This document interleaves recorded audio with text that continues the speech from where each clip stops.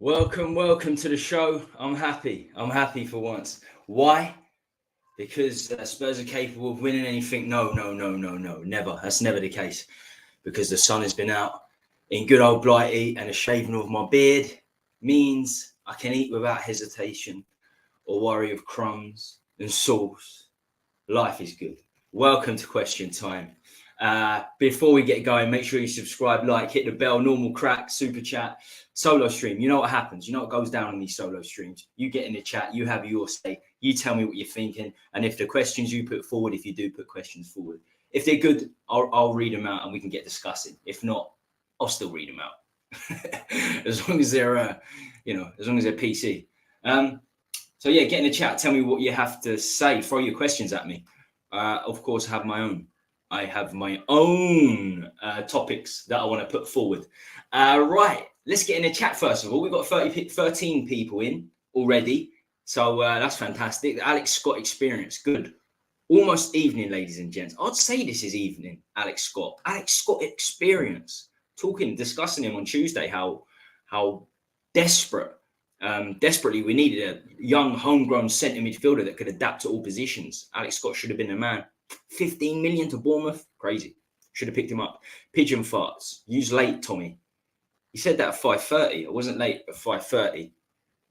That's on time. Where is this Muppet? 12:30. Oh, who's this? I think this might be a Twitter guy. I think this might be a Twitter person following me. Tommy fell asleep on the job. Big ups, Thomas. Oh, right. Oh, fair enough. This channel sucks. Nobody here. The Alex Scott experience. What an experience.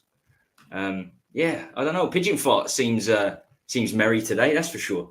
Tommy's having technical difficulties again in figuring out how to get out of bed on time for his show after his afternoon nap. Did it show? Is someone saying 12:30? 12:30 show. Did I put 12:30 on? Or are you just making it up? Big up, Tommy. Charlie O'Neill, what's happening? How you doing, Charlie? Tommy can't put his socks on correctly today. What was you doing, Thomas? I just want to say before we get going, if the signal's a little bit touch and go, I apologise. But we're going to get deep. Lots of topics to discuss. Love this cowboy music. One of my favourite bands, a Corral. About to release a new album based on Italian spaghetti westerns from the 60s. The album is called Sea of Mirrors. That's going on my Spotify. Pigeon farts. Big up, Tommy. Gary, what's happening? Intro, buying more time. What was man really doing? Hey, people. Magic Madison, you're doing well, man. You've settled pretty well. Big up, mate. Louis K, how you doing? This intro is so long that Richie could even score during it. 32 games. I think it's 32 games, one goal, Richie. Nowhere near good enough. That synth music is awesome. It's pretty good, isn't it? It's a contrast. The countdown to the intro music is certainly a contrast. Nacho was onside. Those Muppet refs. Garnacho, yeah. Brennan wanted a new adventure. We love you, Tommy. Siesta. Right. Okie dokie. Let's get to it. First up, questions that need to be asked, but I'm not always asked. This one's pretty straightforward. This is one that many people are asking. It's depressing, but this is my response. Let's see what I want to hear what you lot have to say at home. Lloris and Dier, why didn't they go? I haven't done too many shows since Friday, I've done two, I think. Two, and one with guests where I didn't have a great deal to say, to be honest. It was loud and proud. So I've had one basic stream to talk about transfers. And Lloris and Dier, they still haven't gone. They haven't gone to Saudi Arabia. They haven't gone Turkey. Any of the countries that windows are still open. They haven't gone anywhere. They're still here. It looks like they're going to be here for the season. So first of all, Mr. Hugo Lloris. Apparently, he had plenty of offers. Apparently, he had offers to go to Lazio a couple of weeks ago, which he rejected. Newcastle as a backup to Nick Pope, again rejected. And Nice as keeper, backup. He rejected them all, according to reports. You have to be very careful with reports, of course. According to reports, he rejected all of them because he wants to be a number one, which is relatively fair enough. I've got a feeling that he wasn't offered all these, and Lloris hasn't actually rejected. I don't think he would have rejected Newcastle's backup because he's going to be our backup or third keeper. So I'm not sure why he would reject that. I think Lloris was holding out, if I'm honest, for Saudi Arabia. He wanted to go to Saudi Arabia, get the big bucks. And to be fair, he deserves it. 150, 160 caps for France, captain France to the World Cup, captain us for 4 or 5 years. In his prime, he was magnificent for us. So I think he deserves a last payday, big payday in Saudi Arabia. A lot more than some of the guys, Henderson and the likes. He's a legendary World Cup winning captain. But now we have 4 goalkeepers, 5 goalkeepers. Is it Whiteman, Austin? I don't think Whiteman or Austin have gone out on loan. Forster, Vicario, and Lloris. Not just poor recruitment, poor ability from recruitment to get rid of our players. Okay, we got rid of a few the last couple of days. All loans, other than 3 players. Harry Winks, Harry Kane. Who's the other one? Oh, and Sanchez, of course. That's it. There are only 3 players we got money for. Season before, Bergwijn and Carter Vickers, the only 2 players. We loaned out everyone else. And all those loan players come back, and the majority have gone out on loan again. That more than anything, I feel, that more than anything tells us the inadequacies and the issues around our signings. The fact that we spent £60 million on Ndombele and we can only loan him out. The fact that we spent 10 million on Rodon, we can only loan him out. 16 million on Spence, we can only loan him out. Reggie, 30 million, 3-0 on Reggie, we can only loan him out. The list goes on and on and on. Gil, what's happened with Gil? £35 million. If he was fit, he'd be loaned out. Insane amount of money we spent. Sessegnon, what's happening with Sessegnon? Sessegnon, Gil, Lloris, Dier. Ange didn't want these players, but they're still here. They're still here. Right, Eric Dier. I try not to bring his name up too much because it just angers me. It angers me that he's still there. I can't believe he's still there. I can't believe he's still there after 5 games in with our new manager. Fully fit. Eric Dier. Eric Moon Boots Dier. Fully fit. Still can't get in, not just the first 11. He can't get on the bench. And we still can't find a club for him. We still can't rip his contract up. Apparently Burnley were in for him. And he rejected Burnley, or we rejected the offer from Burnley. Do you know what? I think there are other clubs would come in for him because he doesn't make that many errors. People say he makes error after error after error. Eric Dier doesn't make that many errors, but he doesn't attempt to win the ball either. He never engages. He runs off. So looking at it from the outset, as a neutral club or even an England fan, you might say Eric Dier is a pretty good centre-back. But he doesn't engage because he's terrible at tackling. He's terrible at everything, quite frankly. So I believe he could get a club. There are other clubs that would take a look at him. Lower down the Premier League like Burnley, or high Championship, or 7th or 8th European League. Scotland would be perfect for him. No pace, very little ability in teams outside Celtic and Rangers. Apparently, Rangers were interested. How is he still there? How is he still there? The reality is, to answer my own question, how is Dier still there? It's got to be one of 2 things. Number 1, he's happy to take the money and sit in the reserves, because I'm pretty sure he's not part of the 25, so he's going to have to. Or 2, he genuinely thinks he can get back into the team. To be fair, he probably will now, because we sold Sanchez. No, we've got Sanchez and Phillips and Romero and VDV. VDV's got loads of injuries at Wolfsburg. We know Romero gets loads of injuries. So the fact that he hasn't been in the squad for 5 games doesn't worry him. He believes he can get back in. That's why I feel he's here. Like a cockroach. Just a cockroach. Always finds a way to survive. Today, in particular, the only reason I really brought Eric Dier up today was because of the articles I've seen on him. So this is what's reported, and I paraphrase. He wants to talk to Daniel Levy, and it's been arranged for him to do so. So these are the articles that I'm paraphrasing. So he's got a meeting with Daniel Levy. I'm sure people that use social media have seen this. I mean, the audacity of this guy. Harry Kane probably didn't get a meeting with Levy through all his negotiations of leaving the club. Someone as iconic as Harry Kane. But he wants an interview with Levy. Why? You've been left out by Ange, not Levy. Talk to the manager. You don't need to talk to Levy. No good crying to Levy. Or does he want? I think what he wants, Eric Dier, is Levy to tell Ange to play Dier. He wants Levy to say to Ange, play him. As his feelings are hurt. Dier's feelings are hurt right now. Doesn't surprise me if that's his plan here, to cry to Levy to get back into the team. And I'll tell you what, it doesn't surprise me if Levy fulfills it and nudges Ange, saying, Eric Dier, he's not very happy playing. Because that's how he gets through. He sneaks back into new managers' setup somehow. He only did with Conte because he only plays with 3 centre-backs. So it was like the lesser of some of the terrible options we had. And they were terrible options. Right. Again, I want to apologise for my signal. If it's a bit scratchy, I really do. It's saying like 1 bar here. Lots of wires and lots of wire work happening. There's loads of new builds around it. It should be right. Okay. Let's see what people are saying in the chat. And don't forget to smash us a like. I've gone right to the top of the chat. The Corral. We was on siesta, and now we're on the Corral. Back to the Corral. I'm from a place called the Wirral, just outside Liverpool. They're better than the Beatles, Tommy. I know the Wirral. I've heard of the Wirral. Tommy's my favourite YouTuber. This Townge and Cheap Gif. This Townge and Cheap Gif. What's this? Who's getting sacked? First, Ten Hag or Howe?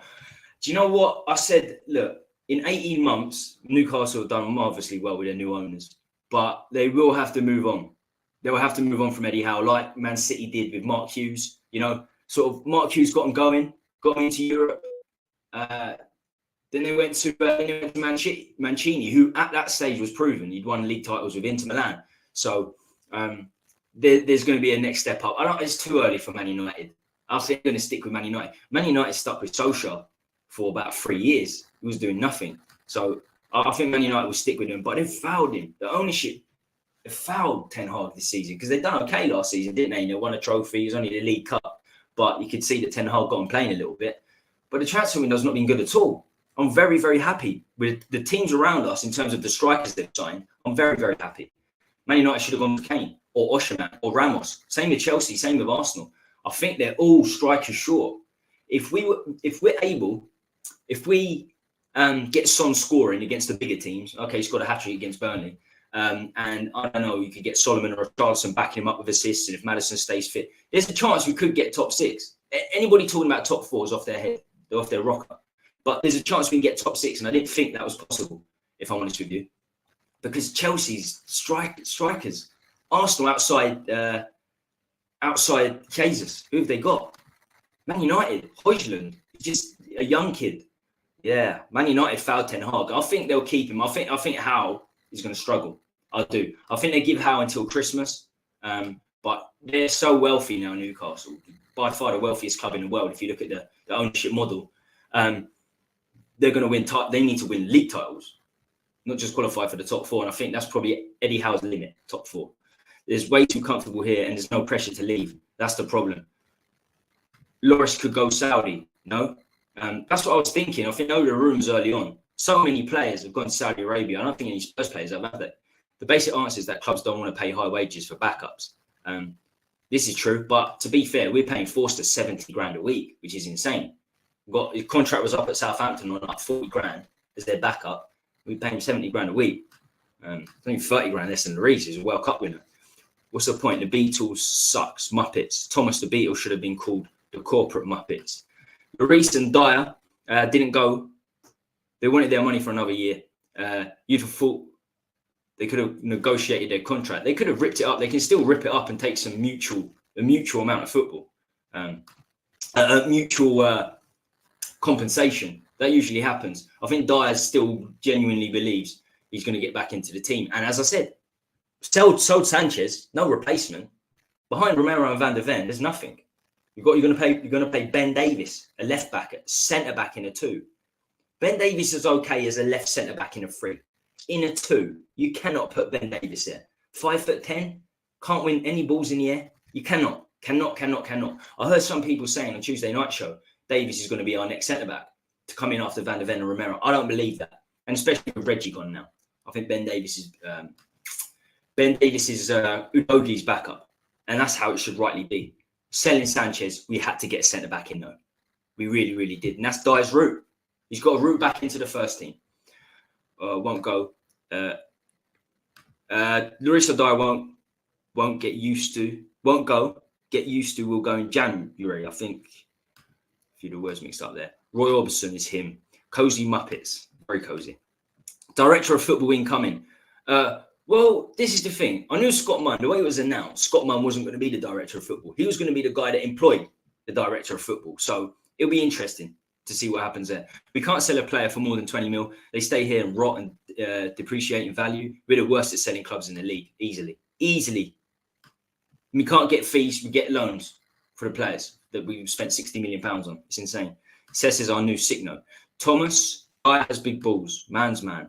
Man United are loaded with mercenaries on massive wages. Don't play for Ten Hag as a recruitment has been just as bad as ours. Yeah, they're a club that haven't done things right. Their owners are shocking. And I suppose this season, last season, at the end of last season, there was an impending takeover. Apparently there was like seven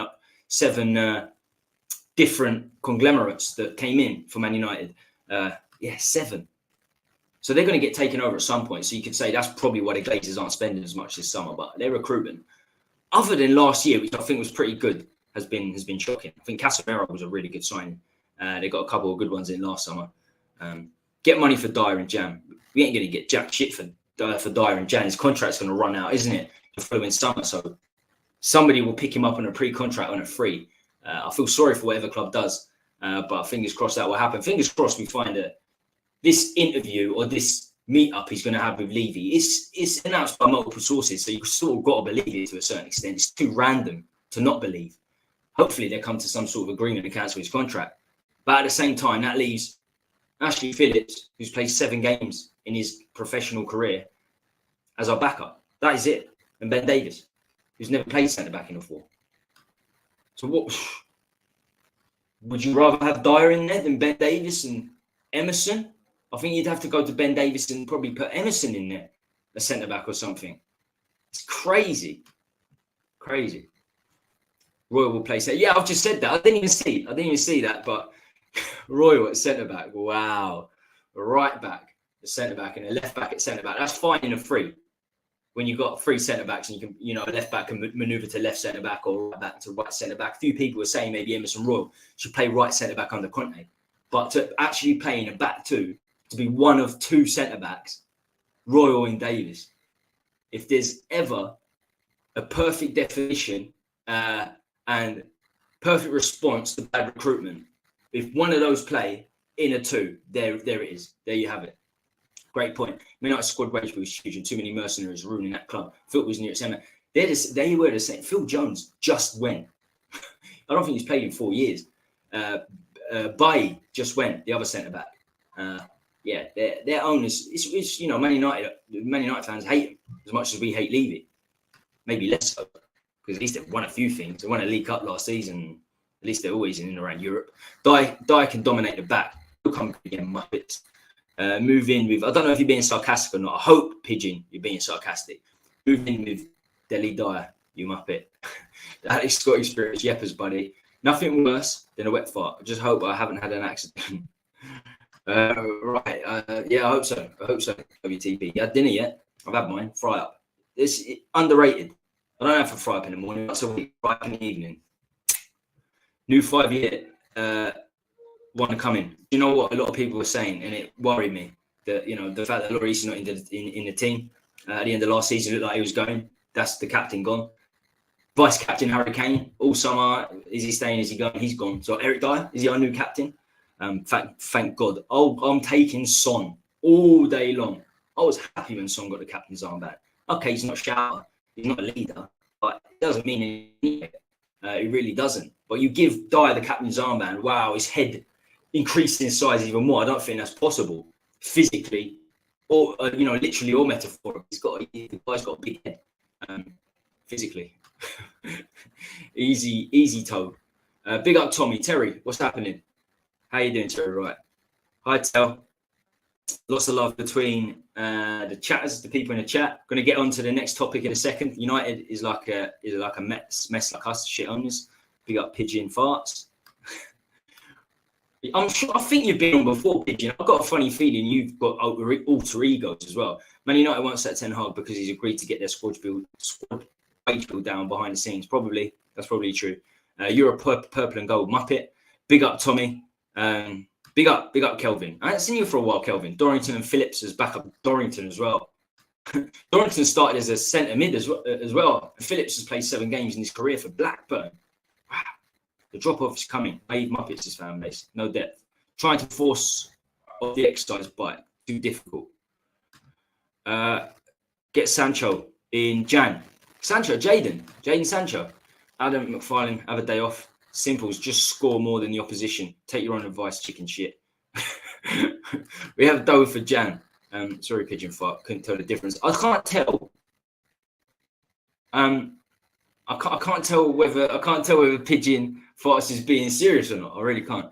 Could be moved to centre back in emergencies. You see, that's another good point. And that's the thing. We use emergencies because Højbjerg, as far as I know, has never played centre back. I'm pretty sure he hasn't. Davis has never played centre back in a 2. Royals never played centre back in a 2. Just why have we got these emergency situations, Terry? We had 90 days, over 90 days to get players in. It was clear that we needed centre backs too. Ange's brains, we will be okay. No, Thomas, me serious. I this name only bring the party and love. Thomas, you know this. Pigeon farts. He's a flying rat. Right. Next up, before we do move in to the next into the next topic, please make sure you smash a like. I apologise for my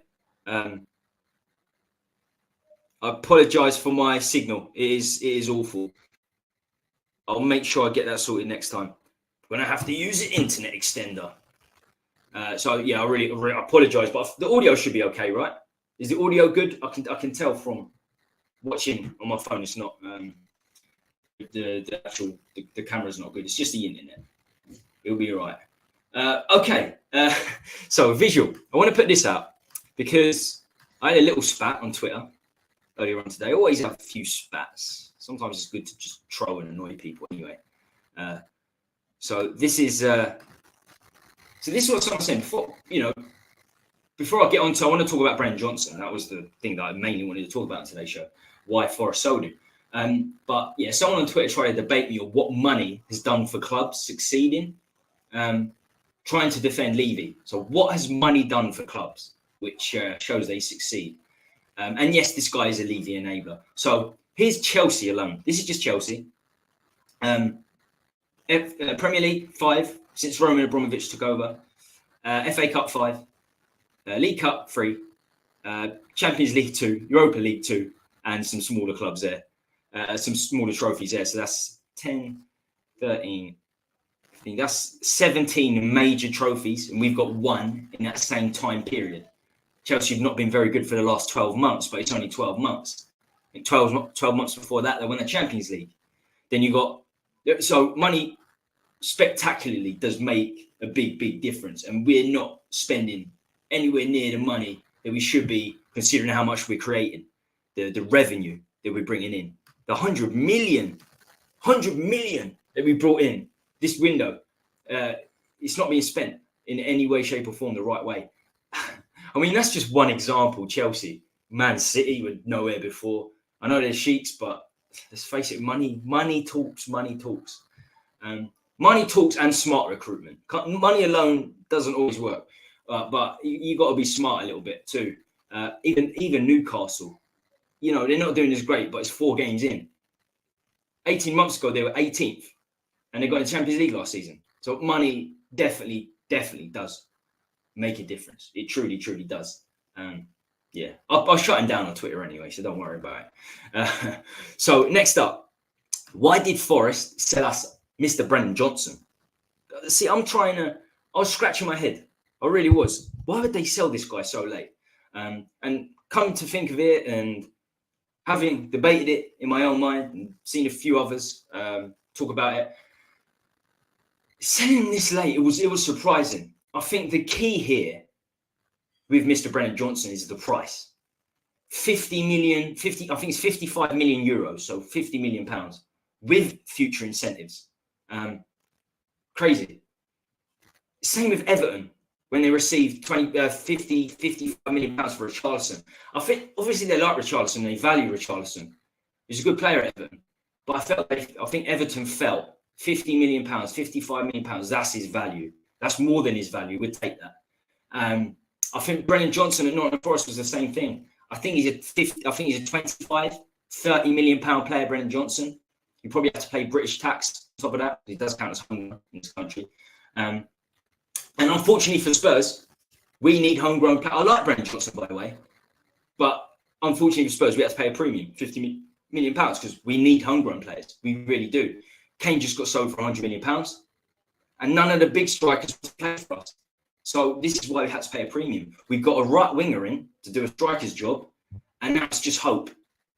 He's either going to take Kulu's position, or he's going to somehow adapt to being a number 9. He can't play anywhere else, can he? He's not going to play cam. He's not going to play centre mid. He's not going to play left wing, probably. So right winger up top. It's not what we needed. That's the biggest problem. It's not what we needed. And I think Forest rate him. They obviously rate him. He scored 8 goals from a few assists last season. Was good when they came up the championship season. They tried to get in. They got promoted, but they see that bid £50 million, and they're like, even this late in the window, we'll take that. We'll 100% take that.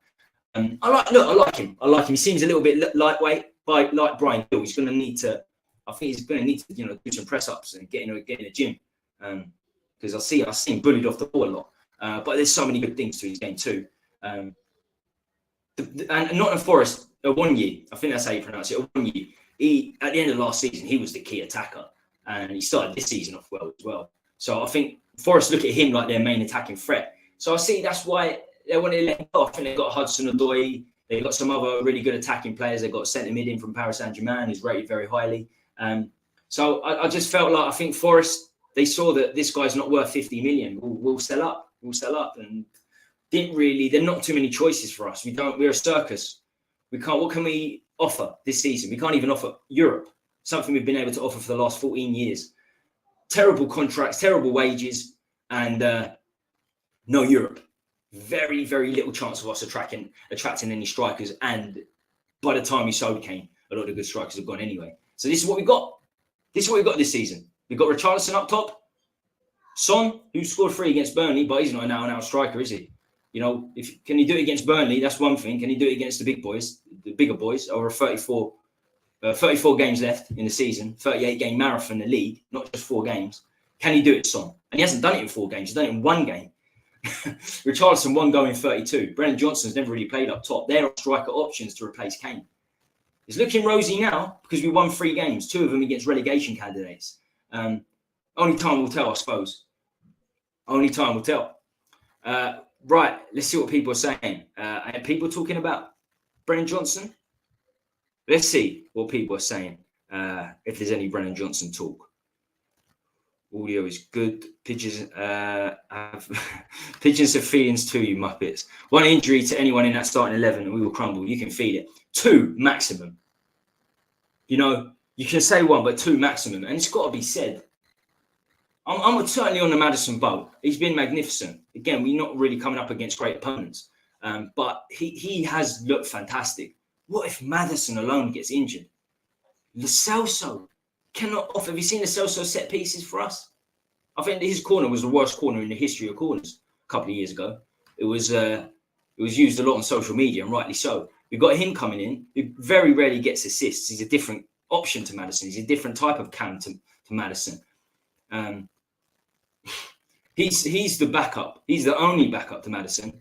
And then you've got, as I said, VDV and Romero, Dier and Phillips. This was the issue. I don't want Davinson Sanchez. But Ange, we say, let's back up Ange. Who did Ange play against Fulham when he rested Romero? Did he put Phillips in? Did he put Dier in? No, he put Sanchez in. So Ange rated Sanchez over Dier and Phillips. I do too, probably. I don't know much about Phillips. Could be a great player in the future, but that's in the future. Different kettle of fish to Premier League, to the Championship. And he only played 7 games in the Championship. It's a big, big risk letting Sanchez go. And he hasn't given Ange what he wanted, because Ange would have kept Sanchez. I guarantee you Ange would have kept Sanchez over Dier, at least. So 1 or 2 injuries. I mean, Maddison's the big one. That guy's irreplaceable. And if we think Son can potentially play up front, as I said, I'm still not sold on the fact, because he scored a hat-trick against Burnley. Who's coming in if he's not there? Richarlison scored 1 in 32 for us. He can't finish, he can't finish his dinner. Richarlison. He's so snatchy when he's one-on-one. Although, what I will say of Richarlison, I think if he scores one, he could go on a run. He could score for the next 2 or 3 games. I think there is something there with Richarlison. There is. But as your out-and-out striker to replace Kane, no way. And I guarantee that was the plan last season when we signed Richarlison. He wasn't there to back up Son and Kane. He was there as a replacement of Kane the following season. That's exactly what he is. I'm excited to see what Brennan Johnson can do on the right wing. But what happens to Kulu? What do we do with Kulu now? If he's going to start on the right wing, what do we do with Kulu? Because I rate Kulu. He's not been at his very best, but it's like, so why did we sign Kulu? Maybe we shouldn't have signed Kulu. Maybe we should have signed a different centre-back, another centre-back. Smash like and subscribe. Please do, my people. Be careful what you say, Thomas. Richie about to light it up. I'm not one of his biggest detractors. I'm not. Brennan Johnson looks super fit. He looks like he's in the best condition of his life, and he looks to have the perfect humble character that Ange loves. I hope so. I like him. I like Brennan Johnson. He's, from whatever I've seen, and it is brief in the Premier League. He's only had 1 season in the Premier League, 8 goals. I like him. It's not what we needed. I'm definitely glad we got him over nothing.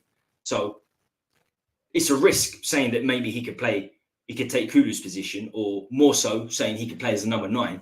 But at least there's something. I'm much happier than that than going with a young Argentine Veliz.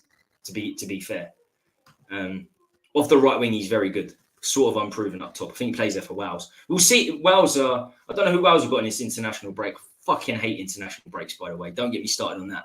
But I'd be interested to see what he does, because I know he's played up top quite a lot for them. These happy clappers think Son is a striker, Thomas. We are Tottenham TV think he can replace Kane. The fan base is filled with clueless muppets from perennial losing. I'm not convinced he can. I'm not personally convinced he can play up front. I think he's the best we've got, but I don't think you're getting 20 goals from Son. I really don't. If you gave him 30, even if you gave him a full 38 game season, I don't think he's going to get 20 goals. 2 years ago, 3 years ago, perhaps, but not now. We've got to remember, Burnley play with a very, very high line.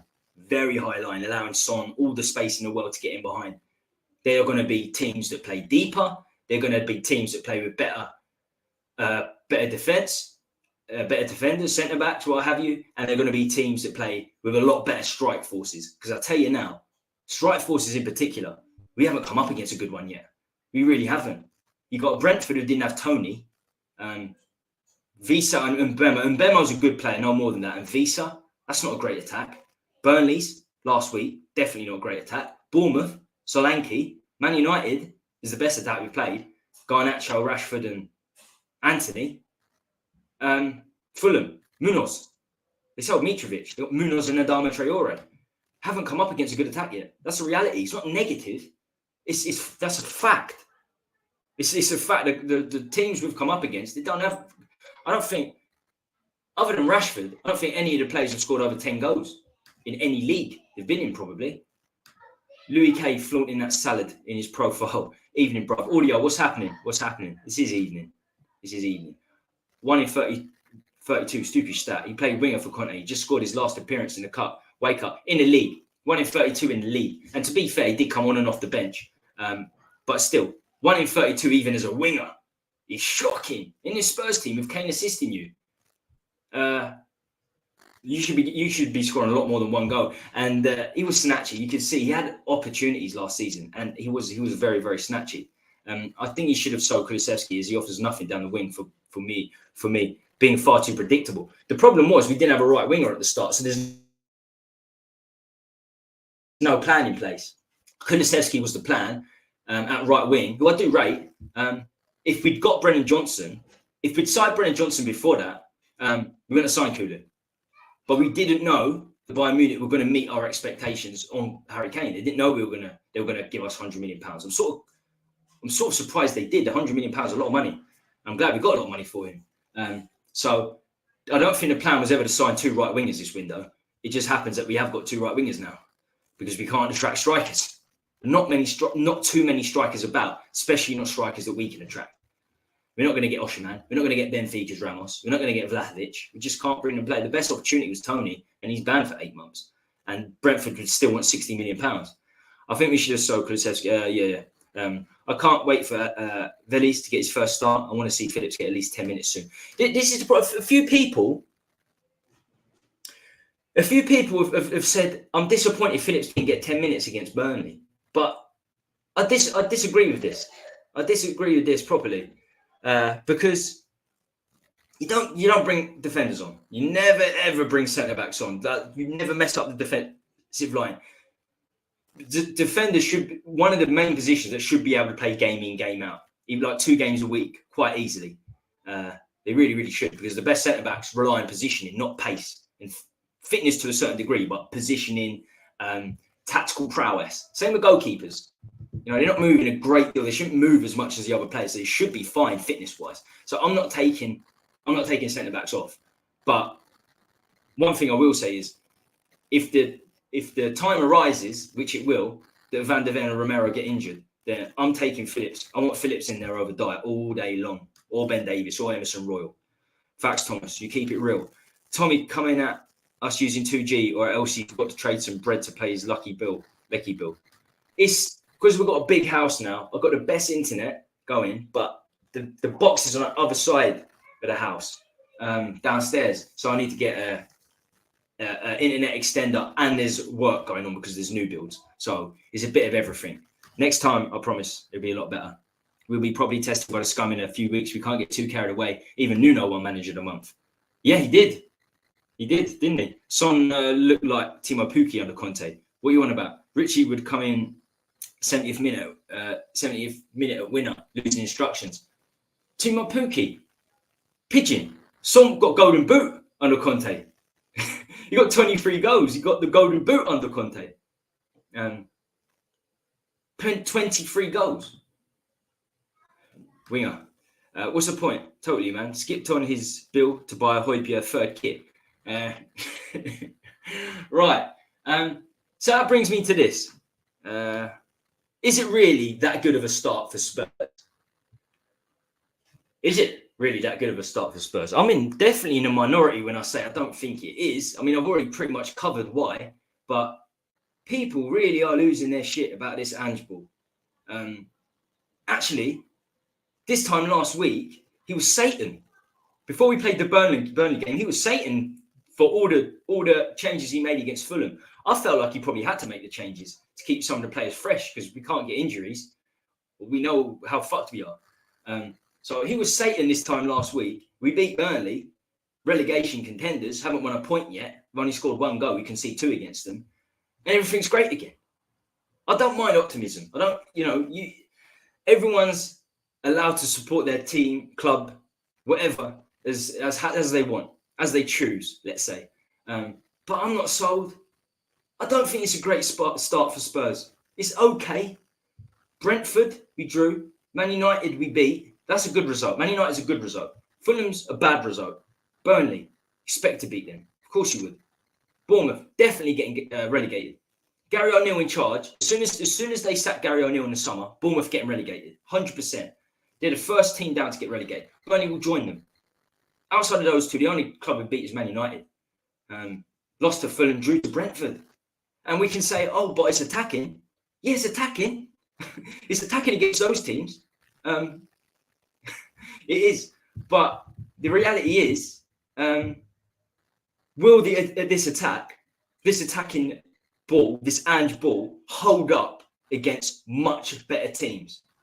Will it hold up when managers suss out what Ange is doing with his team? They're tactical masters in this league now.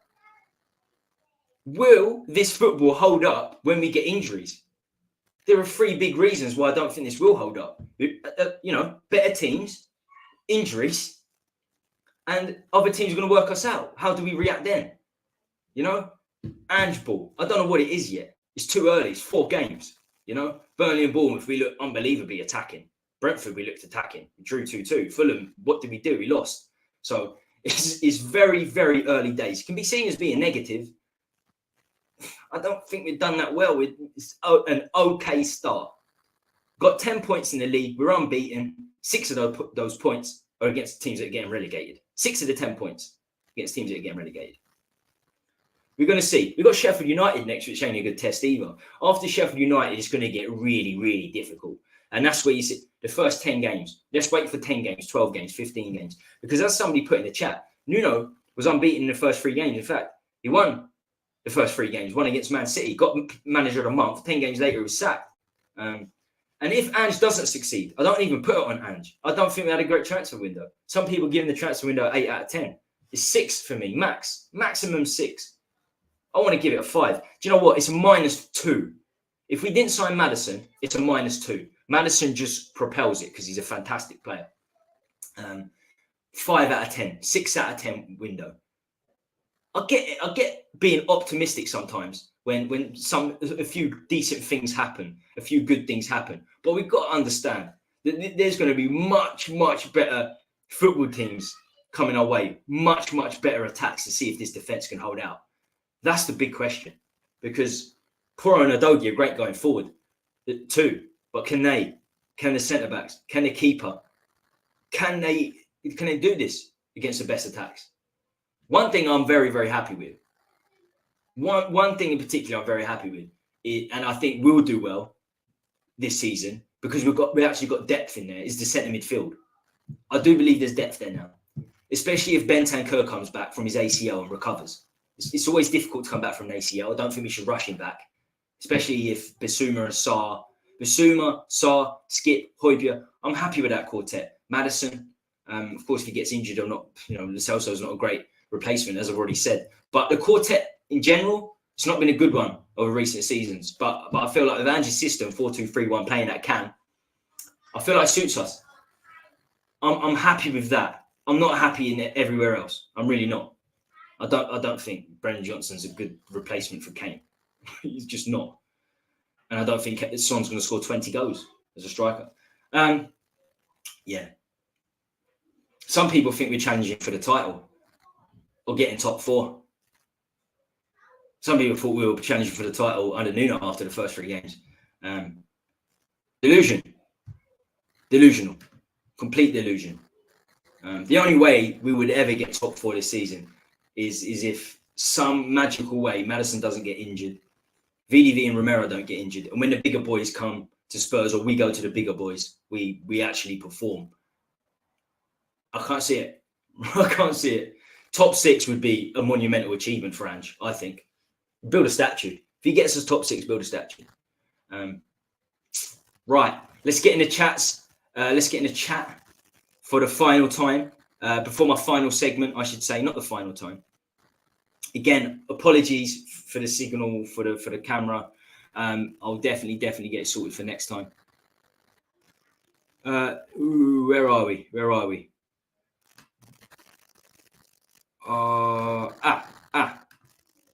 Oh yeah, Tommy, I forgot you moved to a new house. Well done, mate. I'm delighted for you and hope you settle in well, friend.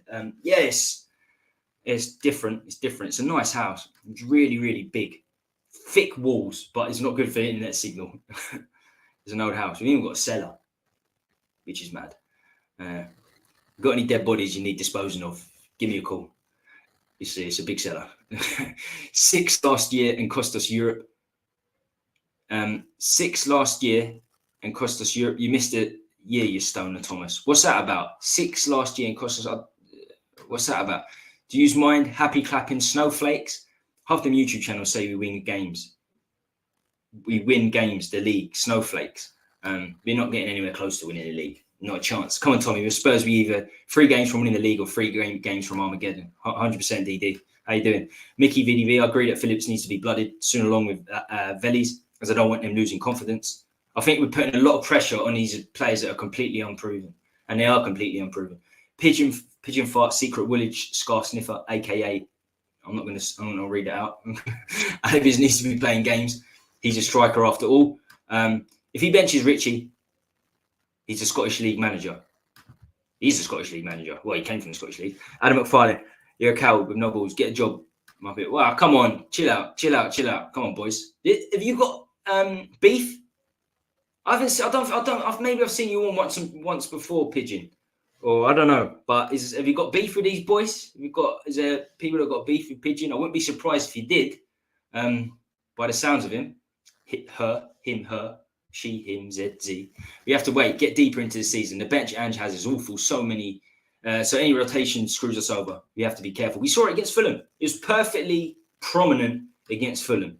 And I do not blame Ange for putting that team out. I don't. I believe that he should have kept the defence. So he shouldn't have made 9 changes. Maybe he should have made 5. But I can see why he did it. His job under Levy will be determined on where he finishes in the league, not whether he wins a trophy or not, especially the League Cup. Levy sacked a manager 6 days before a League Cup final. He couldn't give 2 shits about the League Cup. And remember, he's the employer. So, he pays the money. I don't blame Ange for that. And you've got to rest, as I said, look, you've got to rest the players. If Romero got injured in that game, Maddison got injured in that game, then what are we saying? No chance top 6, no squad depth for a change. Adam McFarlane got a panties in a bunch. Johnson was just brought his backup for the front 3. Joke, we need a striker, no excuse. Exactly. Where's the striker? After what we had to watch for the last 4 seasons, I would take this football all day long. I will take it. I will definitely take it. If we can do this against the big teams, 100%. But I doubt we will do this against the big teams. That's where the doubt comes in. If we haven't played a good defence. Man United's is okay.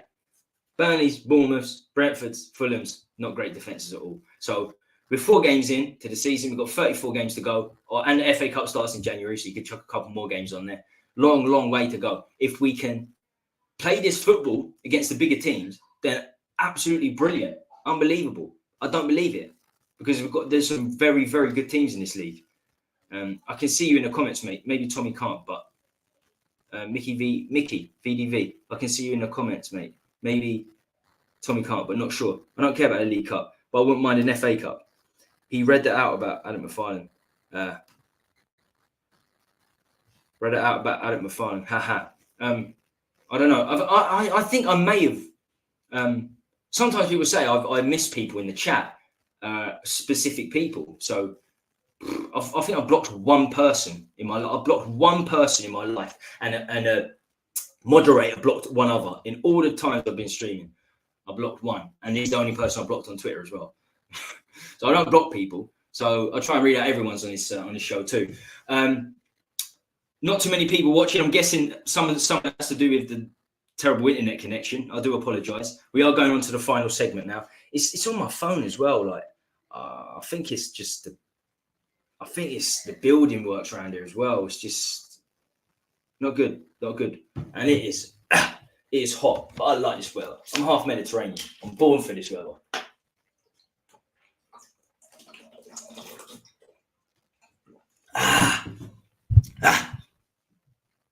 Right, final segment. Share screen. I haven't been using these share screens, not online, not for a while. I've been doing a lot of my own like visuals and stuff over the last few months. Can I zoom in here? Better? Can I put this there? Is that good? Let me try and find somewhere where I can make this a bit more prominent. Yeah, that looks pretty good. Let's cross this out. So, oh no, what's happened here? That's all right. Right, so what I'm looking at now, their arrivals. Okay. Do you know? So departures. These are the departures. I've spent enough time talking about transfers in. So I want to know what people are saying about the player outs. Did we do a good job? Loan, sales. So we can talk about the loans in here as well. Sales. Do you believe we've done a good job in getting players out? Now, we did get a lot of the deadwood out, not for money, as I said at the start of the stream. So first up, Harry Kane. Yeah, £100 million. No, not replaced him. But I see why we sold him 12 months left of his contract. I still don't agree with it. I'd rather Harry Kane behind Maddison. You've got every chance of finishing in the top 4. You finish in the top 4, you can go out and attract a really good striker next season. Without Harry Kane, I don't believe in finishing in the top 6 unless we get very lucky. And then who are you going to attract? Anyway, that's over and done with. Harry Winks, 11.6 million. He's actually tearing it up for Leicester. Davison Sanchez, I thought I'd throw that in. 9.5 million the other day. That must hurt Levy because we spent about £45 million on him. But it's good that we finally got him off the books. Again, not signing a replacement for Sanchez is sacrilege, quite frankly. The fact that we've got to look at Dier and potentially Phillips. The rest, All loan moves. Jed Spence cost us £16 million. We've got a £1 million loan fee. Couldn't get any game time at Rennes. That's why he's gone to the Championship. Lucas Moura went on a free. Ndombele to Galatasaray on loan. £60 million. Another loan deal. It's like 3 seasons running. Reggie, 2nd season running. I can't believe Man United. This just goes to show how bad Man United's ownership is. Ours is bad, so is Man United's. But again, as I said earlier, they're in the process of selling the club. So Reggie, we signed him for £30 million, just another loan. Like last season for Atletico Madrid. Joe Rodon, same as Spence. They went to the same club on loan last season and couldn't get game time. Rodon couldn't get game time for Rennes, and they played 3 centre-backs and finished mid-table in France. Great signing. Rodon was signed after we didn't meet Inter's fee for Skriniar, and the Man City centre-back we had the chance to sign, Ruben Dias. We had the chance to sign him earlier on in the window, and Kim Min-jae. No, we got Joe Rodon. Can't start for Rennes. Now he's in the Championship. Joe Rodon and Spence, they must have a love affair. Yeah, both at Rennes, both at Leeds. Weird.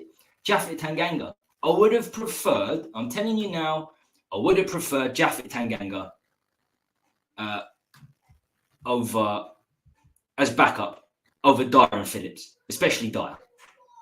Phillips, again, is unproven. I've got nothing against Phillips. He's just very, very unproven. 7 professional games in his career. And Ange hasn't played Phillips yet. And you can say, oh, well, Phillips hasn't trained enough. Phillips arrived 3 days before Van der Ven. So Phillips has had an opportunity to train more than Van der Ven has. So that's bullshit. Porro, I don't even count as loan back. Yeah, those three don't count. So at the end of the day, we got some players out late in the window. Sanchez for money, which is fantastic because he needed to go. But as I said, not ideal with the centre-backs we got. The rest of the loans outside Winks and Kane, not good enough. No, ain't near good enough. The recruitment team bringing in players, the recruitment team getting out players. Is it that woman who looks like Capelhorn accountant doing the job? It wouldn't surprise me if it was, because again, it's been a failure. It's been a monumental failure. Players out, loan sales, good job. No, bad job. To answer my own question, very, very bad job. And we've still got Gil there. I know he's had surgery, but he's there. You've got Perisic on the left as well. Richarlison on the left. Son on the left. Sessegnon on the left. Davies on the left. Udogie on the left. We've got about 9 left-sided players. We've got 3 centre-backs. One of them's Dier, that have played in the Premier League. One's had 7 appearances. Centre midfield quartet I'm happy with. I'm actually really, really happy with. Even Vicario's completely untested. You know, he was terrible against Brentford. He's okay. I think he had a good game. Actually, a really good game against Bournemouth last week. Look, this is not popular. I don't care about being popular. I really don't. But it seems like I'm being negative in every scenario. But I just don't see it. Vicario last week, we beat when we beat Burnley. We still conceded 2 against them, which we shouldn't be. And everyone's telling me, well, Vicario made a world-class save. It was not a world-class save. The shot was high. It was probably hitting the crossbar, and it was right next to him. But because he tipped it over and celebrated like he just won the World Cup, everyone's saying, oh, he's got passion. He's outstanding. Because he went like this and showing passion as a goalkeeper. I don't care about that. I don't care. Just keep clean sheets, mate. That's what I want from a goalkeeper. I want you to keep clean sheets. You know, I don't really care about how you celebrate or how you do not celebrate. Keep the clean sheets, mate. Didn't keep any against Brentford. Didn't keep any against Burnley. I'm not impressed by this guy. Come from Empoli, 14th. Could he do well? It's like Phillips. Possibly. There were better keepers out there. There were much, much better keepers out there. I didn't even want Raya, to be honest with you. But we wanted Raya. That's why we bid for him before we bid for Vicario. So if Vicario's cheaper than Raya, and the initial offer that we made for Raya, then Vicario's our backup option. We didn't want him. We wanted Raya first. People trying to convince me that was a world-class save. I've looked at it 10 times from different angles. Not a world-class save. It's pretty much straight at him. You know? Desperate for any positive we can get. But I try not to be too reactive as a Spurs fan now. The emotions going. I try not to be too reactive because I tell you now, it's the hope. It's the hope that kills you, being a Spurs fan. And if we've got a hope, if we're hoping that we're going to challenge for the title or get top 4 because we beat Bournemouth and Burnley, drew against Brentford, beat Man United and lost to Fulham in 5 games, then what can I say? What can I say? Hilarious, Tommy. Worth piece of admission. I said if he makes more than 2 changes, that we will go out. Why are you spending all your time worrying about injuries? Injuries happen more than when you try players up. When you try players up in cotton wool, it's ridiculous. Why are you spending all your time worrying about injuries? Because injuries will happen. Injuries will definitely happen. It will be a thing down the road. And we haven't been tested. It looks like it's streamed from the 70s. I'm not surprised. Stellar show, Tommy. Just listen. Don't watch. Yes, I agree. It's not Tinder, Tommy. As long as we can hear you. This weather is too hot. It is, Danny. How you doing, mate, Danny? Far too hot in London, Thomas. What are you thinking? I'm in the southeast. I'm in Tunbridge, so I'm basically London. Thomas, better HD reception in 1958. Hypochondriacs spend all their time worrying about illnesses they may get, and so spend no time enjoying times when things are well. You remind me of one of those, along with many Spurs fans. I'm not reactive these days. I've seen the same thing time and time again. I saw the same thing under Nuno De Santo. We won 3 games and everyone thought it was marvellous and we we're going to win the league. If it was 10 games, if it was 12 games, it'd be a different matter. So I've got to call it as I see it. I'm not that impressed with the teams we played at all. Burnley and Bournemouth are getting relegated. Beat Man United, drew against Brentford and lost to Fulham. At the end of the day, it's attacking football. But how does that attacking football hold up against good teams? How does it hold up? That's the question. And how does it hold up when other managers work us out? It's not about being negative or positive. I think it's about being a realist. You know, if you're gonna preview a game or look at a game tactically, then you have to assess the team you're playing and whether they're good or not. And the teams we're playing not being very good at all. You know, okay, it's a decent start. That's it. And Pidgeons think of him being all day. That dude. Tanganga has been rejected by every manager. He's garbage and needs to drop down a level. Celtic arranges his level. Same for Dier. I'll take Tanganga over Dier, though. I'm surprised we let Tanganga go because of the homegrown situation. It's not a bad job because the recruitment over many years that's made it impossible to sell. I can't help you, man. That's it. At Mickey VDV. I'm not getting this guy at Mickey VDV for some reason. I'm not getting at Mickey VDV. I can't help you, man. That's a shame if your phone was acting up and blocking your friends. So you think it blocked Tommy's channel too? Get a new phone. See, I don't know Mickey VDV. I don't know. I've blocked one person in my life, and I blocked him on Twitter, and he's a complete tool. He or she, I don't know what he is. He's probably 6 years old. He lives in the underground with still with his parents or something. Or 60 years old, living in the underground with his parents, more likely. And another one that a moderator banned. I don't use moderators, but I had a moderator once and they banned them because they were saying something. So that's it. I don't ban people unless you get racist. I don't give a shit what you have to say about me, even if it's completely critical. I'll stand by. I'll stand up for myself, but I don't give a shit. You know, I think you can see you, but I'm not sure exactly. Need defense for that too, though. I'm reading out everyone's message in a row. So if you're not coming up, it's because I don't know. Need some more of Vicario, not Soviet. Need some more Vicario. Need some more of the entire team. Dier should have been gone 5 years ago. He's not even Luton standard. He looked okay. Dier looked okay when he had Dembele next to him. He looked okay when he had Vertonghen and Toby. Great centre-back partnership behind him. He looked great when he had Walker, world-class right-back. Rose, fantastic for a couple of seasons. He's one of the best left-backs in the league. Lloris in his prime. Ericsson or Dele Alli just in front. Kane in front. Son to the left. Dier looked okay there in centre midfield. Anyone would look okay in centre midfield. I think Wanyama showed how great. I think Wanyama showed how average, I should say, Dier was. Because Wanyama came in, it was absolutely outstanding. If Wanyama's knees didn't go and he stayed fit, you know, just add a little bit of depth to that team, and we could have won. We could have won league titles. We could have won trophies. But we didn't get the depth. Wanyama didn't stay fit.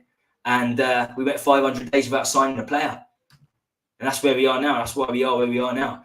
You are totally wrong about Vicario. That save was a great save because the deflection of Romero made the ball loop. It wasn't straight at him. It was the height was there. I mean, it was perfect for him. For a keeper, that's the perfect height. And it moved gradually. Still conceded 2 against Burnley. That's the reality of the situation. You're still absolutely terrible against Brentford. I've got this flag. People coming in telling me Gollini's amazing. I said, I've seen Gollini. I've seen Gollini in Italy. I've seen Gollini for Aston Villa in the Championship when they cancelled his contract. I'm not saying Vicario is going to be like Gollini, but Gollini had a bigger reputation coming from Italy because he was playing for Atalanta as a number 1. Everyone telling me, the majority of people telling me on stream that Paratici's a don because he got Gollini in and he was Atalanta's number 1. He was dreadful. I'm not saying Vicario is dreadful, but 4 games, conceded 4 against Brentford and Burnley. You know, I'm not convinced that. Or what can I say? There's a long way to go. Everyone at Spurs is world class to these net losing fan base. Put it this way: it's your opinion or buffoons, and you know what opinion I'm going to listen to. Yeah, I mean, you're up to it's a debate, isn't it? It's a debate.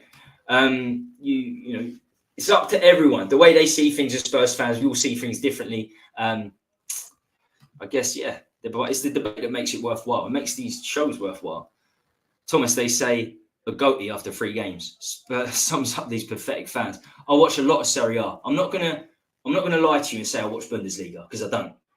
I can't tell you how some of these players play for the Bundesliga that we've been linked with. The Van der Vens, the Tapsobers. I saw Tapsober a bit in Europe, and I watched some of the biggest games in the leagues I don't watch, like Leverkusen, Bayern Munich and stuff. So I know a little bit about Tapsober, but Van der Ven I knew nothing about other than extended YouTube clips, this, that, and the other that I'm being thrown at, that are thrown at me. But I know a lot about Serie A. Always watch Serie A, and I watched him religiously last season. The second half of last season, at Doji, when I knew he was coming back, the guy is unbelievable going forward. Big problems defensively, like Porro. We'll see. 4 games in against Bournemouth, Burnley, Brentford, and some people are, people are saying that this is the next Roberto Carlos. We have to chill out. You have to relax, because I tell you who gets hurt the most when you overrate players, praise players. It's the people that have been overrating and overpraising. They're the ones that have put so much emotion into praising them that when they don't turn out as good as they thought they would after 3 or 4 games, then they're depressed. I'm not that reactive these days as a Spurs fan. Can't be. I've seen the same shit, same cycle. It will be raining next week. It is hot, man. It is hot. Won't get relegated when they have a full squad. They'll be good enough at home. No, they're gone. Bournemouth gone. As soon as they sacked Gary O'Neill, they should have got sacked last season. Gary O'Neill's done a tremendous job. I tell you what, they've signed a couple of good players, though. They've got a couple of good players, but most Premier League clubs have got a couple of good players. Alex Scott. We should have signed Alex Scott. All day long, we should have signed Alex Scott. But he's not a game changer. Yeah, Alex Scott in 1 or 2 years could be magnificent. But no, Bournemouth going down. If I was putting money on it, Bournemouth, Sheffield United, Bournemouth and Luton would be the 2 I absolutely put money on. Burnley will be in the bottom 5. Definitely. Sheffield United will probably be in the bottom 5 too. And that's who we're playing next. So we've had, in terms of fixtures, teams we've played, we've had a relatively easy start, but you have to play everyone once. After that, it's going to get difficult. Arsenal, Liverpool. Then we're going to see. Then we're going to see where we are. We have 3 managers who overachieved. Do you think Spurs fans be a bit wiser? But each to their own. Gollini is amazing. People telling me, as soon as we signed, it was Don Paratici. Don Paratici was a camera save. Fans just starved of some positivity. Vicario's good, but let's pump the brakes. Yeah, really, let's pump the grapes. Grapes? You got any grapes? You got kids, you know what that is.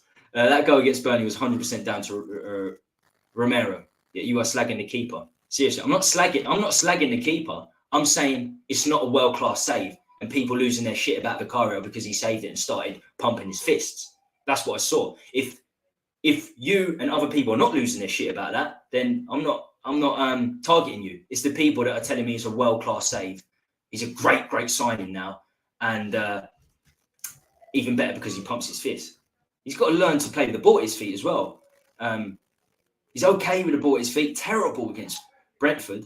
So only time will tell. It's too early to judge people too positively, and it's too early to judge people too negatively at this stage. One player that we know will be will be great, regardless, is Maddison, because he's been in the Premier League for a long, long time.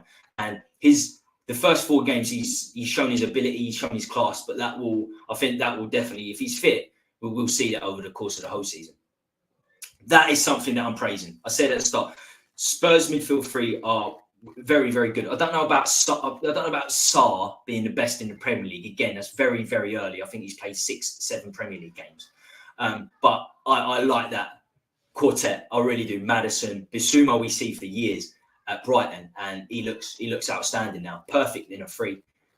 Again, it's so early to overly praise or overly criticise. The only people I'm sort of critical of are the people that are overpraising. That's it. Because I've heard all this before. It's not how you start, it's how you finish. She said that too. Yeah, and it's not like we've had 8 games, or it's not like we've had 15 half the season, 19 games or 15 games or 10 games. We've had 4 games, and 2 of the teams are probably getting relegated. And the one in the League Cup we lost to Fulham against Munoz up front. Who? Yeah, Munoz. It's a shocking Fulham team. They're probably going to be down there this season as well. They haven't replaced Mitrovic. Have not replaced Mitrovic. It's nice to say finish. Best in Prem after 4 games. 4 games. Just unbelievable. Right. I think we're gonna wrap it up. We're gonna wrap it up there. But before we do, I just want to check this. Somebody just sent me this video as I was on fellow YouTube. I just want to see this.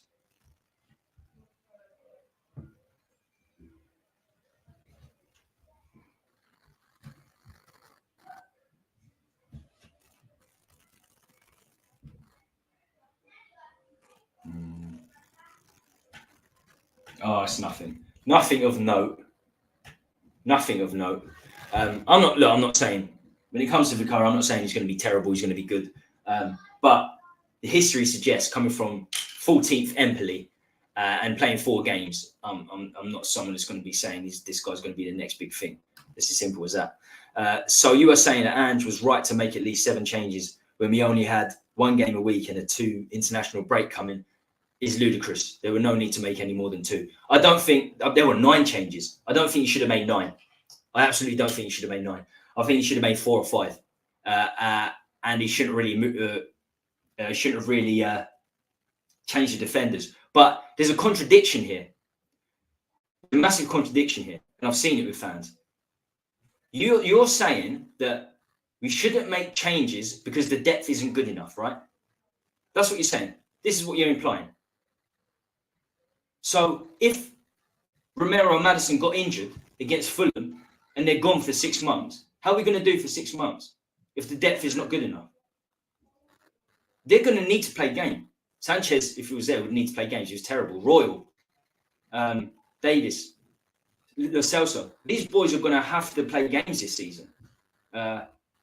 If the depth is not good enough, these guys will get injured without a shadow. That's why Ange's done it. Ange's not a stupid man. He's smarter than me and you. When it comes to football, he knows the game more than me and you. So that's why he done it. That's why he done it. Because he doesn't want these players getting injured. Because he knows full well, if I don't have these players for 2 or 3 months, I'm losing my job because we're not finishing in the top 10. So to say we should have only made 2 changes implies that the depth isn't good enough. And that's why we have to rest the best players at times so they don't get injured. Because if they do, as you just said, the depth is not good enough. You see where you see the problem I have there. That League Cup defeat was 100% down to Ange. He had a monumental brain fart. It's gone now, but he can't repeat it. I don't think it's a brain fart. I think he's 57 years old. I think he knows the game well enough. He knew what he was doing. As far as I'm concerned. He made too many changes. I think he should have made 5. But I always try and understand managers and players because managers and players know far more than me or you about football. That's just the reality of the situation. No matter how bad they are, Nuno, Alan Pardew, however bad they are, they know more than me and you about football. So I try and understand their way of thinking. And that was Ange's way of thinking. He doesn't want to get these players injured. He knows he doesn't really care about the League Cup. Also, Ange is not a Spurs fan. I know we haven't won a trophy for 16 years, but Ange is not a Spurs fan. That doesn't affect Ange. we haven't won a trophy in 16 years. It's not his fault that we haven't won a trophy in 16 years. His objective will be to get into the top 4, top 6 under Levy. That's it. That's it. The guy needs to get paid. He wants to get paid. He wants to keep his job. Of course, he wanted us to get through against Fulham, but the depth wasn't there. Nowhere near good enough. And then that's why in the future you worry. You worry. The teams that win trophies don't make those changes. We never win trophies regardless. we never win trophies regardless. So they do make changes. Of course they do. Man City win the League Cup with their B team. They pretty much won the League Cup with their B team over the last 4 years, other than last year. They always put their second team out in those competitions. And a lot of the time, the FA Cup, and they still win it. Players can be rested, and 2 minutes after that, they can get injured. So stupidity, but you've got more chance to get injured if you keep playing, especially the likes of Romero. The way Romero plays, and the reason Romero gets injured all the time is because of the way he plays. He's a bit of a rebel. He comes out and he gets his foot in. But when he gets his foot in, it means other players are going to get their foot in on him at times as well. That's why he picks up these little injuries, these niggles. And with Romero, they're not little injuries. Evidence suggests that he gets injuries. And he has got injuries. He was out for 2 months in his first season through December, and then missed the last 3 games of that first season as well. The games that we actually won and got top 4 with. But we missed him. He only played 19 games that first season, Romero. The guy is injured. He's injury prone. He was injured for a lot of last season as well, before the World Cup. Can't risk these players 2 days. 2 days after he played, especially early on in the season. You can't risk everyone. You've got to make changes. Have to. Every Premier League level these days, you have to make changes, especially early on in the season when the fitness is not there. The natural fitness isn't there. Later on, it's a different matter. But at this stage of the season, we had a very, very short pre-season as well. We had a game postponed, didn't we? Great decision that. Organising a friendly in Thailand in monsoon season. Great decision from Levy there. It was a very, very short pre-season. So the players are just not fit. They're not ready. Romero's not ready to play 2 Premier League teams in 3 days. And I don't think a lot of the players were. And I think that's how Ange saw it. In fact, that was how Ange saw it. It was clearly how Ange saw it. There's no other reason he would have left them out. Players can be rested after 2 minutes after coming back. I've seen Spurs win loads of trophies, so it's a falsehood to say Spurs don't win trophies. It's Levy that doesn't win trophies. But back in the day, the fitness levels weren't where they are now. The extreme fitness levels are nowhere near where they are now. You can't play 2 games in a week now. You can't play 3 games in a week now consistently, 2 or 3 games. You need a squad where you didn't before. You really, really do need a squad. That's just my point of view anyway. That's my point of view. Right, I think that's a good place to end the stream. I do apologise. I apologise about the network. This has been the worst. I've done over 300 videos, and this has been the worst signal. I can see myself, and it's not good at all. But please, please don't like this show. Don't like this stream, even if you didn't like it. I don't disagree because the visuals have been so bad. But even if you didn't like it, please hit us a like. We need every like. It really helps the channel keep rolling. And of course, subscribe if you haven't already done so. We're on the road to 3K. We're a long, long way away from 3K, but we're on the road. Wow, it's bad. It's really, really bad. Look, stay safe, everyone. Stay free, stay classy. The Hotspur boys will be here Saturday, 1 p.m. Spurs Down Under. Their signal will be great. Make sure you join us for that. Yes, stay classy. Stay classy, Spurs fans.